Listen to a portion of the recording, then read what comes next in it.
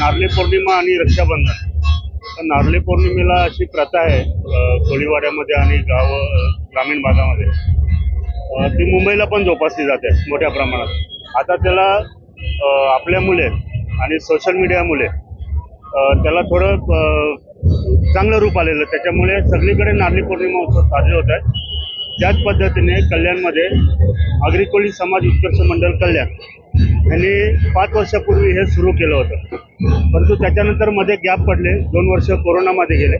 त्याच्यानंतर हे पालखी जे काढण्याचे आम्हाला ज्यांनी प्रोत्साहित केलं ते स्वर्गीय आनंदजी तरे साहेब, पंढरीनाथ पाटील आणि दीपक भोईर, ज्याने ह्या मिरवणुकीची मुहूर्तमेढ रोवली होती।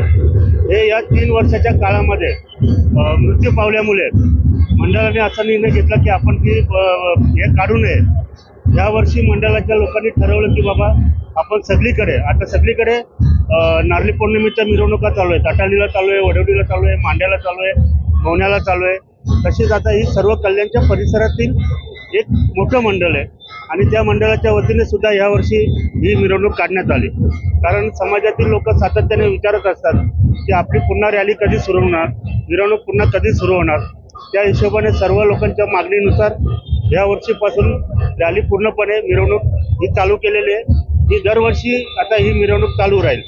या पद्धतीने जो सण आहे नारळी पौर्णिमेचा, या सणाची माहिती सगळीकडे पसरवणे, ती संस्कृती जपणे आणि नवीन पिढीमध्ये आपले जे सण आहेत हे सण आणि त्याच्या परंपरा रूढी ह्या त्यांच्यामध्ये रुजवणे, जेणेकरून ही जी आगरी कोळी समाजाची मुख्य परंपरा आहे, फार चांगली परंपरा आहे, ही पुढे सुद्धा चालत राहील पाहिजे। दरवर्षीप्रमाणे या वर्षी सुद्धा आपल्या या कल्याण नगरीमध्ये, कल्याण ही आपल्या ठाणे जिल्ह्यातील एक ऐतिहासिक नगरी आहे।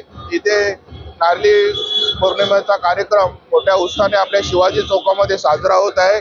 या कार्यक्रमाला सर्व कल्याण तालुक्यातील आणि आजूबाजूच्या परिसरातील सर्व आमच्या आगरी कोळी बांधव मोठ्या संख्येने आज इथे या रॅलीमध्ये सहभागी झालेले आहेत। आणि इथे मेन आकर्षण म्हणजे मथुर बैल, रेबेन बैल, हरण्या बैल आणि सर्व पारंपरिक कोळी नृत्य, ढोल ताशे, बँड अशा एक वाजत गाजत सर्व ही मिरवणूक निघालेली आहे।